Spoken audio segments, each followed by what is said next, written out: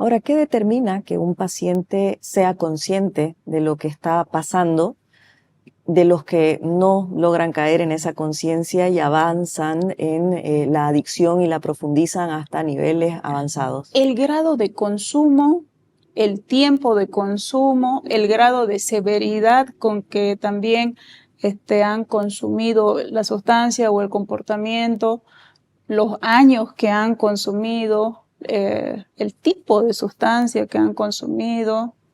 Entonces son como que varios factores, ¿no?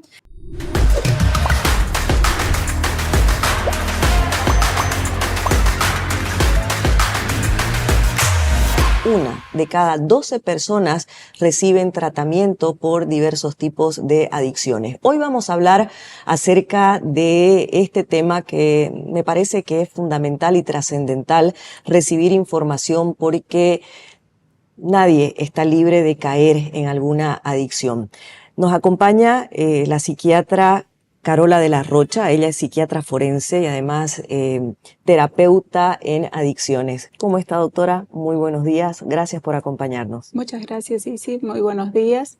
Bueno, yo contenta de poder acompañarlos, de poder educar, de poder informar sobre temas creo que son muy importantes y además de poder enriquecer un poco más todo lo que venga a ser parte de este podcast. ¿Qué son las adicciones? Bueno, si hablamos de adicciones es importante tocar temas relacionados no solamente con la persona que padece la adicción, sino también con la familia. Pero en sí, el trastorno, como nosotros hablamos de adicciones, viene a ser un conjunto amplio y una gama compleja de varios síntomas y signos que son como criterios en donde nosotros manejamos los profesionales en salud en un manual de diagnósticos mentales, que esto viene como desórdenes y que llegan a ser un patrón repetitivo de impulsos descontrolados, un patrón repetitivo de disfuncionalidades en varias áreas de la vida, en vínculos con la familia, en vínculos con el esposo, con la pareja, con los amigos, deteriorado en las relaciones laborales, en las relaciones educativas o en las relaciones académicas. Además de esto, que hay abstinencia, es decir, que cuando deja de consumir la sustancia o el comportamiento, empieza ya a sentir la necesidad de nuevamente volver a querer tener ese tipo de comportamiento de sustancia. Eso es importante lo que usted está mencionando, porque claro, cuando hablamos de adicciones, lo primero que se nos viene a la cabeza es alguna sustancia. Entonces, si yo no estoy consumiendo ninguna sustancia, entonces estoy libre de adicciones, y no es así, porque existen las adicciones comportamentales también que se presentan en muchos casos a un nivel de inconsciencia que me hacen sentir como a salvo.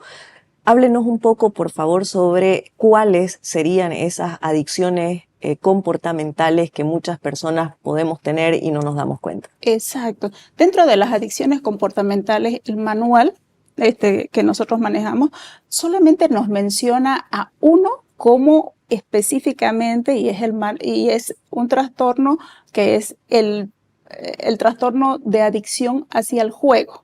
Pero nosotros ya en la clínica observamos de que hay, además de esto, otros usos problemáticos y que hay el trastorno, que hay el uso problemático a los celulares o los smartphones, que también hay el uso compulsivo hacia las compras, el uso hacia la pornografía, el uso hacia las nuevas tecnologías, hacia los videojuegos.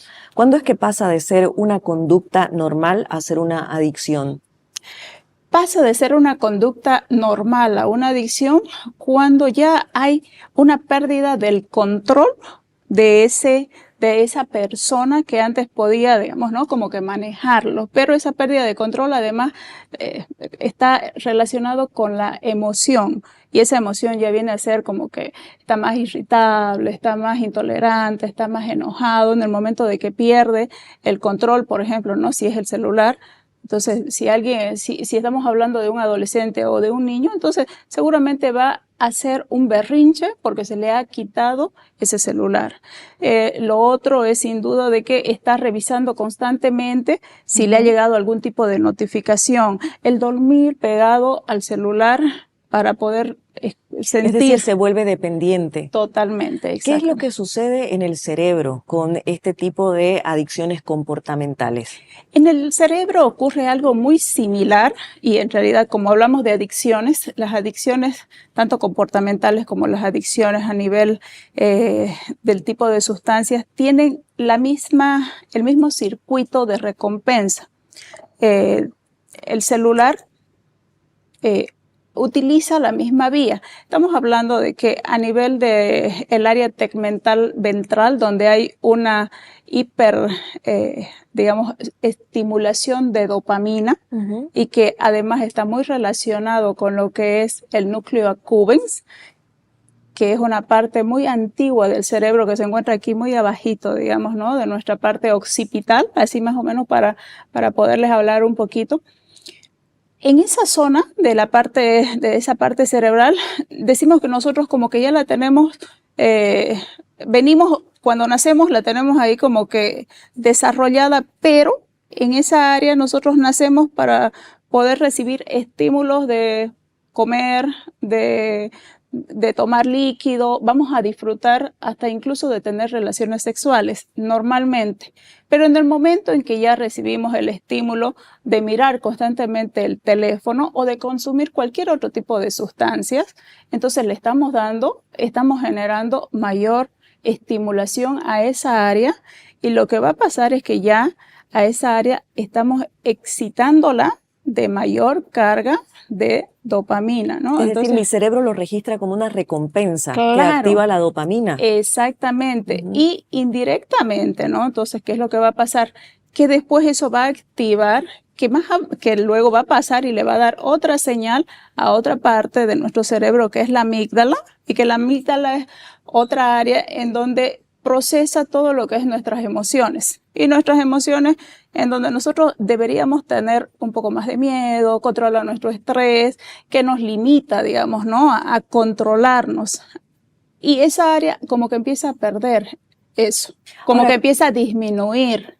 ¿qué pasa con el tema de las emociones? Mientras yo estoy scrolleando, por decir, o mientras hay adicciones también a la comida, por eso se dan tantos atracones o a lo dulce, adicciones al café, adicciones a las pantallas.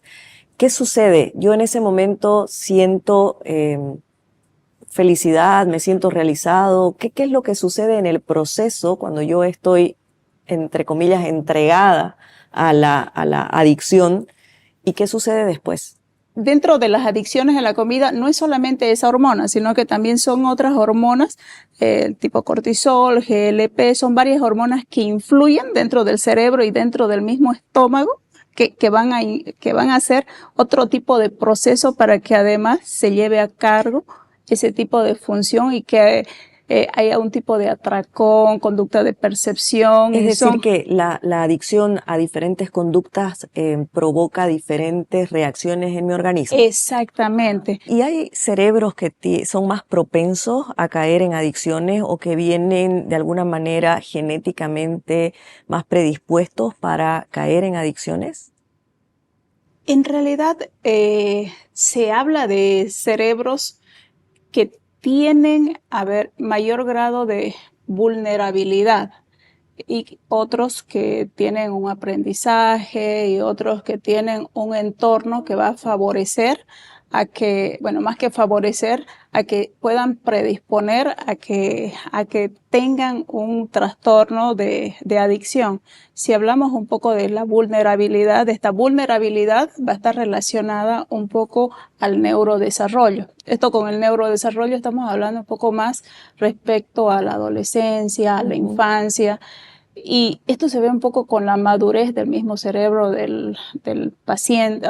Hablo del paciente porque tengo pacientes, ¿no? Manejo pacientes, pero esto porque son más impulsivos, porque aún todavía no han manejado grados de estrés. Entonces es un cerebro que frente a cualquier tipo de reacción es mucho más complejo la forma en cómo van a poder resolver o poder dar solución a cualquier tipo de mecanismo. Entonces Ahora, es más frágil, digamos, desde ¿no? su experiencia, ¿cómo podemos fortalecer nuestro cerebro? Quizá hay ejercicios prácticos que se pueden aplicar diariamente para fortalecer el cerebro de tal manera que no sean tan vulnerables para caer en adicciones. A ver, darles ejercicios a quién. A ver, eso habría que ponernos ejercicios porque hay muchas actividades neurocognitivas, se habla, ¿no? Y no solo, y destinadas a jóvenes, adolescentes, a adultos mayores, a adultos, pero también esto destinado con qué objetivo, si han tenido algún deterioro cognitivo, si han tenido algún problema adictivo, si queremos prevenir algo, entonces eso tendría que evaluarse previamente. ¿Para qué? Si esto tiene que ver con algún tipo de prevención, entonces tal vez es bueno, ¿no? Siempre la lectura, la protección, algún control, entonces mantenerlo siempre siempre nosotros tratamos de que haya como que esto de hábitos saludables, control, rutina, organización, Disciplina, tal vez. Entonces como que eso es una medicina que es lo moderno, digamos, ¿no? Mantener ese tipo de hábitos. ¿Y hay algún truco que exista? Porque ahora lo que se ve mucho es que uno se engancha en el scroll infinito y se le pasan los minutos y sacrifica minutos quizá de trabajo, de productividad e incluso hasta de descanso por seguir. Y uno dice el último video y no es el último video, va al siguiente y al siguiente.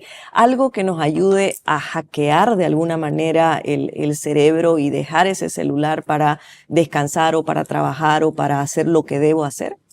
Hay aplicaciones que uno puede descargárselas y que esas aplicaciones te miden el tiempo que uno está utilizándolos en la semana, entonces, y eso como que te coloca un límite para poder mantenerte, digamos, no solamente vas a utilizar 2, 3 horas en todo el mes y ahí tienes como que un control. Ya, o sea, tecnología para bloquear la tecnología. Exactamente, que podría ser, digamos, ¿no? Algo que funcione respecto a tu uso durante Porque tu semana. si lo dejo a mi voluntad.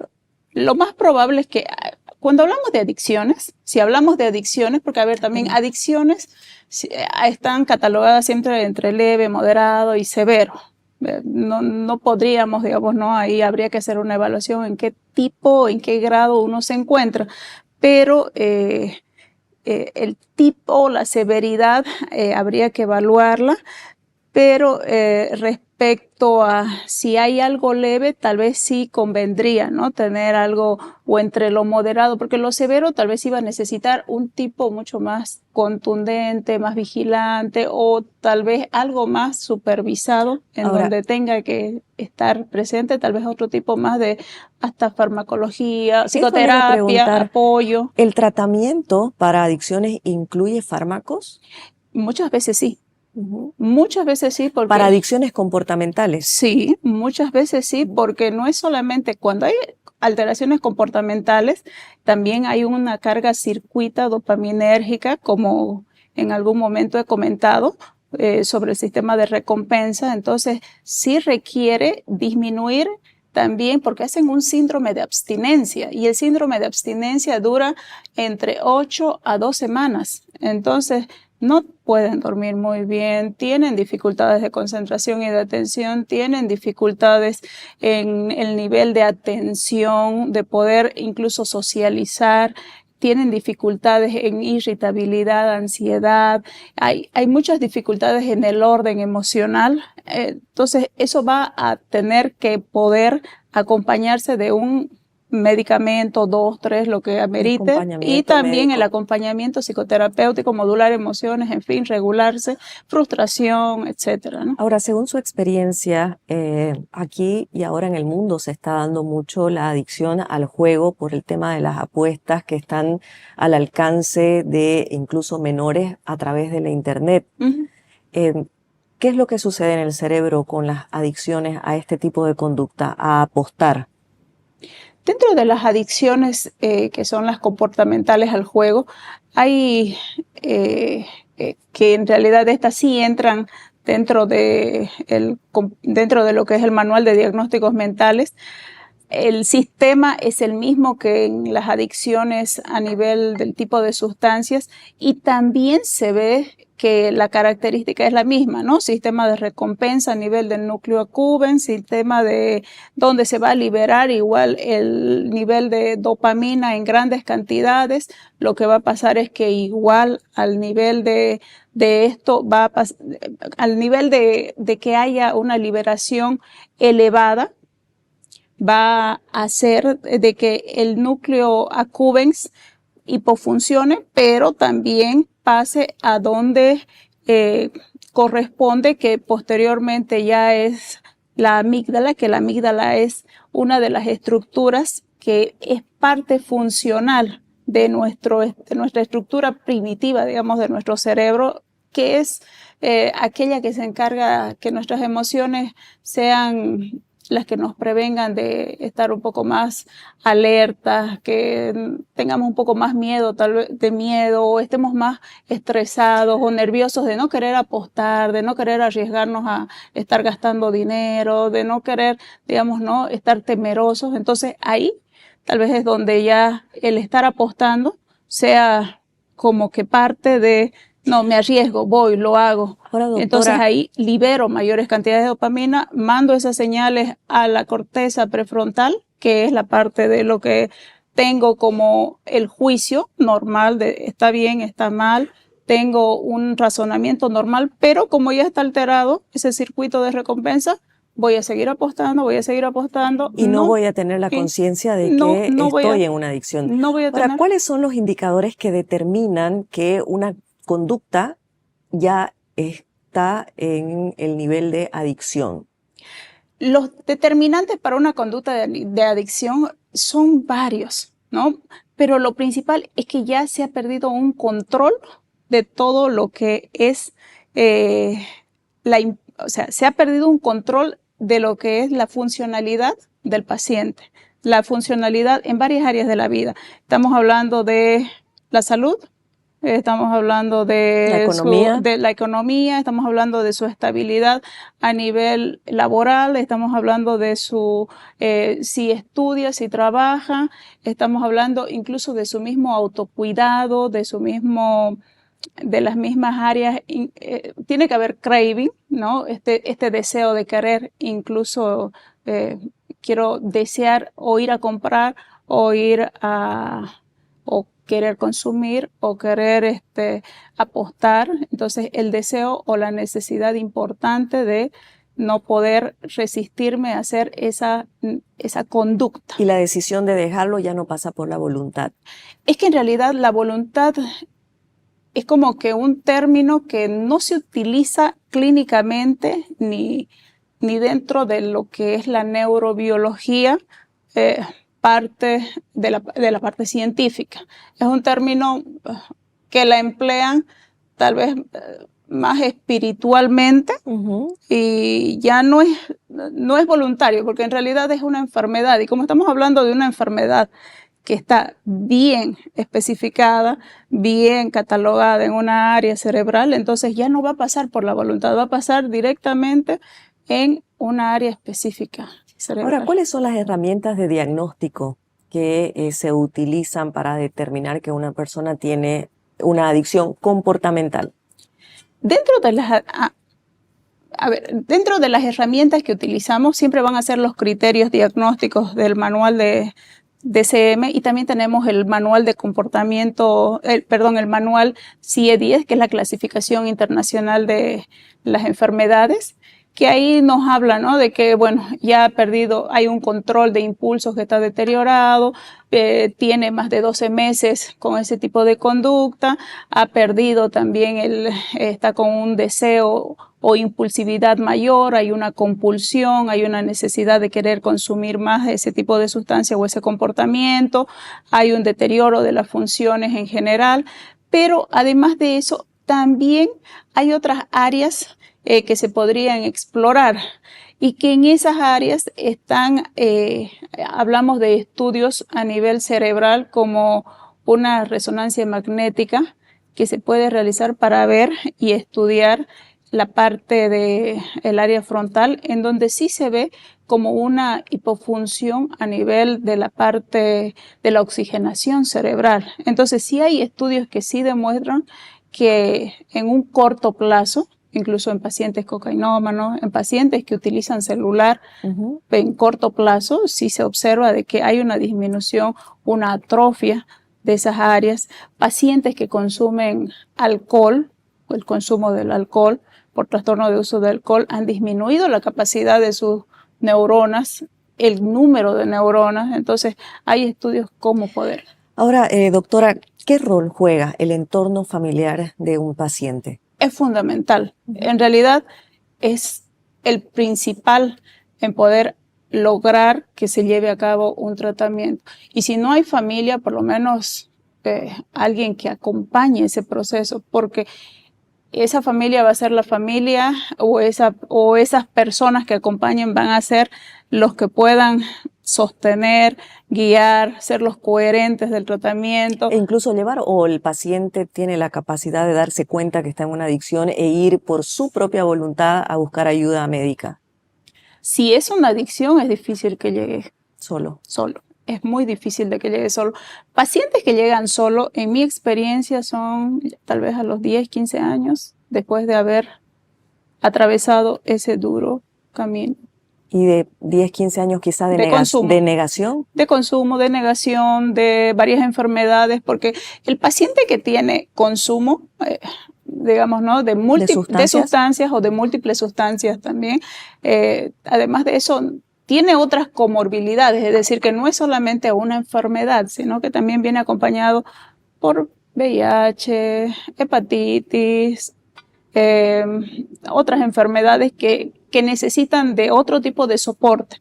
Entonces requieren también un tratamiento ahí efectivo para todo eso. Ahora sabemos que las adicciones a sustancias, cuando están en un nivel muy avanzado, requieren de internación. En el caso de las adicciones comportamentales, ¿cuál es el procedimiento, el protocolo médico que se sigue para tratarlas? Existen varios protocolos para poder tratar una patología de una patología así, pero en realidad hay que evaluar al paciente y al contexto de la familia. Evaluarlo al paciente y a la familia determina si va a entrar a un proceso de tratamiento, sea de tipo ambulatorio o sea de tipo residencial, de acuerdo también al momento, de acuerdo también a las características, de acuerdo también al tipo digamos, de adicción que tenga. Si solamente la adicción es al juego y no tiene acompañado de otra comorbilidad o otra adicción, entonces lo más probable es que necesite un tratamiento que solamente sea acompañado de psicoterapia y nada más. Entonces ahí vamos a tener que enfocarnos en un tratamiento seguramente con un acompañamiento psicoterapéutico a base de psicología, con alguna red de apoyo para la familia y alguna red que venga a dar un soporte, pero más de vigilancia y control. Pero casi siempre estos no llevan un tratamiento de internamiento, a menos de que haya una recaída y ahí sí, ¿no? Se establecen como que hasta compromisos que son de tipo contrato. En cambio, otro tipo de sustancias un poquito más lesivas, hablemos de alcoholismo, otro tipo de sustancias, cocaína, etcétera, sí necesitan otro tipo de abordaje porque son incluso más lesivas para la vida y también su nivel de abstinencia cuando dejan de consumir es mucho más fuerte, ¿no? ¿Las adicciones comportamentales tienen cura en un 100%? Yo diría que todas tienen cura porque hay que darle siempre una luz y una esperanza al paciente y a la familia, ¿no? Pero si ellos se dejan guiar. Y si cumplen con el tratamiento. Ahora, ¿hay alguna manera de realizarse algún autoexamen como para evaluar cómo estamos en cuanto a le cuento que adicciones? Sí, aquí no, pero sí sé que en otros países, por lo menos ahorita en Argentina y creo que en México están haciendo algunos estudios genéticos. Si uno tiene como que, bueno, genes predisponentes, ¿no? Para desarrollar algún tipo de genes de adicción referentes a tales. Entonces, como que ahí Pero uno esos son viene exámenes previniendo. clínicos. Exámenes clínicos. Pero un autoexamen como, no sé, algunas preguntas, el Claro, observar claro. algunas conductas. Claro que sí, uno se puede hacer test psicométricos, psicológicos, todo esto para poder, digamos, ¿no? Como que incluso prevenir si es que en algún momento hay algo que pueda Salir de ser lo normal. Ahora, Ahora, fuera del rango. ¿qué hacemos con la vergüenza y el miedo que a veces da el enfrentarse a un diagnóstico de esas características? Adicción comportamental a algo, a las pantallas, a la comida, a las compras, al juego. Tal vez la vergüenza, los miedos van a estar en el proceso, en el camino y no van a salir del todo, pero en el camino se van a ir como que disipando. Entonces, es un proceso, no es algo lineal. ¿Cuál es la recomendación para la familia y el entorno de alguien en el cual se están observando conductas adictivas a ciertos comportamientos? ¿Cómo sería el abordaje ideal para conducir a que esa persona busque ayuda profesional?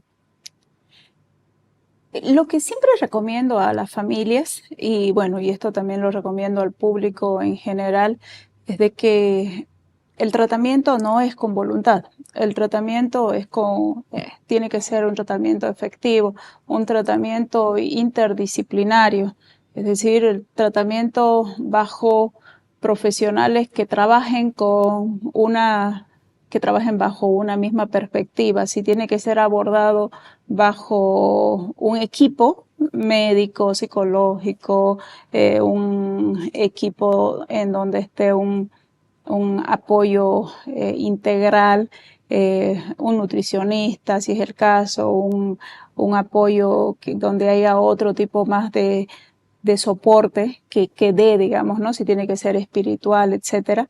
Entonces, pueda ser de aporte para esa persona y sea de guía, y no solamente para la persona, sino también para la familia, sea la guía y la estructura para que se mantenga, digamos, limpio, y además de esto pueda mantener los hábitos que lo lleven a estar saludable por el tiempo, por los meses, por el periodo que mantenga dentro de ese tratamiento. No siempre va a ser el equipo.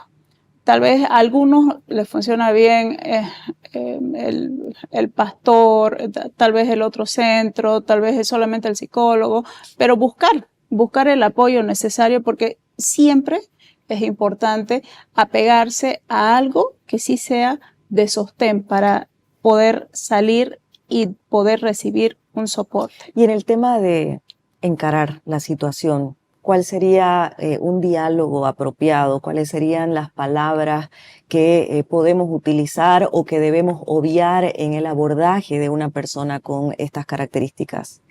Bueno, lo que siempre también informo, ¿no? Y esto es para incluso los mismos padres, la confrontación nunca. Mejor es siempre el poder dar como una motivación. Incluso nosotros hablamos mucho de hasta una forma de motivación, de hacer hasta este tipo de disonancia cognitiva, como que hacerlos pensar, y si es mejor esto, y por qué no mejor esto, como que darles hasta distintas opciones, dudar, digamos, ¿no? Para que por ahí están pensando en que no podrían, pero sí pueden hacerlo. Entonces, por si en algún momento no quieren llevar a cabo un tratamiento, pero si están en la duda a veces sí los llevas a realizar un tratamiento. Entonces, es mejor en algún momento de que no haya la confrontación para no hacer escapar, para no hacerlos huir de un tratamiento, pero sí darles la oportunidad de que no sea forzado, porque también si no hay voluntad, si no, más que voluntad, si no hay el querer, la decisión, va a ser muy difícil un tratamiento. Ahora, doctora, según su experiencia, ¿sus pacientes llegan por decisión propia o llegan obligados por su entorno, la familia o los amigos? la mayoría de los pacientes, cuando están en una situación severa, llegan obligados. Pero hay pacientes que con una condición leve o moderada llevan de manera solos. Ahora, ¿qué determina que un paciente sea consciente de lo que está pasando, de los que no logran caer en esa conciencia y avanzan en la adicción y la profundizan hasta niveles avanzados? El grado de consumo, el tiempo de consumo, el grado de severidad con que también han consumido la sustancia o el comportamiento, los años que han consumido, el tipo de sustancia que han consumido. Entonces son como que varios factores, ¿no? Ahora, El daño. ¿cuál es su recomendación como profesional especialista en tratamiento de adicciones para las familias o las personas que están atravesando por este tipo de situación? Creo firmemente de que siempre hay un tratamiento para todos. Entonces, creo que no, si todos están con algún temor, miedo de no poder realizar algún abordaje respecto a alguna duda que tengan con su salud por una adicción, creo que es momento de poder hacerlo. El lugar sea en un centro, en una iglesia, sea en un psiquiátrico, sea en un centro privado, creo que merece una atención, porque en algún momento lo he dicho, es muy poco el porcentaje de personas que sí recibe atención. Creo que según las estadísticas, una persona de 12 una de 12 es la que recibe atención a nivel mundial, entonces es muy larga la brecha, 11 personas se quedan sin atención, estamos hablando a nivel mundial, entonces creo que es hora de que se pueda llegar a que podamos disminuir esa brecha y que haya más personas que puedan recibir atención, porque los costos están para todos, para algunos más accesibles, para unos menos accesibles, pero sí necesitamos recibir atención. Ahora, doctora, ¿todos los seres humanos estamos en riesgo de caer en alguna adicción? Sí. Todos estamos en riesgo, desde la clase media, alta, baja. Entonces, los cuidados, los factores protectores, los factores de riesgo están en ambos lados de la sociedad. ¿Cuán importante es mantenernos alertas a las señales? Creo que los factores de riesgos que siempre están ahí, ¿no? Como por ejemplo la disponibilidad, ¿no? Sobre todo con nuestros adolescentes. Los infantes, los adolescentes son los que merecen más cuidado porque es una edad un poco complicada, difícil por esto de pertenecer, de buscar la identidad, de querer la presión del grupo. Entonces, ellos están todavía en una etapa de maduración cerebral y necesitan límites, necesitan control, necesitan un encuadre un poquito más rígido, prohibiciones. Entonces necesitan de que haya necesitan habilidades para poder sostenerse a nivel de emociones, regulaciones a nivel de todo su control de impulsos. Entonces toda esa seguridad la damos nosotros los padres y ese soporte, esa red de seguridad también en el colegio. Entonces todo eso es importante de que sea con apego seguro. Y en Santa Cruz, ¿cuáles son las alternativas de tratamientos que existen para las adicciones? En Santa Cruz hay muchas alternativas, desde lo religioso hasta lo psiquiátrico y lo privado. En lo religioso nos encontramos creo que con unos más de 50 centros religiosos y creo que todos deben tener, son puros aportes por lo que sé y tengo entendido, así que hay opciones como para poder recibir apoyo. Luego hay unos 3 centros psiquiátricos que todos son privados. Y bueno, hay otros centros privados en donde también internan pacientes. Entonces hay opciones, ¿no? Ya los costos, eso no lo sé. Eso, Bueno, eso depende Eso de depende cada de- centro y de cada Claro. caso. Doctora, yo quiero agradecerle mucho por haber asistido a esta conversación y haber compartido esta información que me parece que es muy importante para todos, porque me quedo con eso, estar alertas porque todos los seres humanos somos vulnerables de caer en alguna adicción. Entonces debemos mantenernos alertas y una de las formas es tener información, buscar información y conocimiento sobre esto que nos puede tocar la puerta en cualquier momento y saber cómo abordarlo, saber cómo asistir a esta persona para conducirla a que, o conducirnos a nosotros mismos a recibir ayuda profesional, va a ser muy importante y va a ser la diferencia quizá en la vida y en la forma en que se va a sobrellevar ese tema. Muchísimas gracias, doctora. Ha sido un No, gusto. muchas gracias a usted, Cici.